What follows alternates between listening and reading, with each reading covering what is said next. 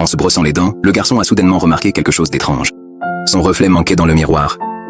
Figé par la peur, il a couru dans sa chambre en panique, réalisant qu'il avait d'une certaine manière disparu de la vue du miroir. Une fois que la peur s'est estompée, il a commencé à voir cela comme un super pouvoir et a décidé de faire des choses qu'il n'avait jamais osé faire auparavant. Le garçon s'est faufilé dans sa classe en étant invisible, sans être remarqué par le professeur ou ses camarades. Encouragé, il a fait une blague inoffensive au tyran de l'école, prenant un pistolet en jouet dans le sac du tyran et tirant dessus vers le tableau avant de renvoyer le pistolet. Le chaos qui a suivi a laissé tout le monde confus, mais le garçon s'était déjà précipité au bureau du professeur. Là, il a trouvé son test et a discrètement copié les bonnes réponses.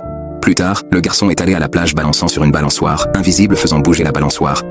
Une fille qui jouait à proximité a remarqué ce spectacle étrange et, curieuse et sans peur, s'est approchée de lui. Cette fille s'est révélée être celle qu'il admirait en secret depuis longtemps.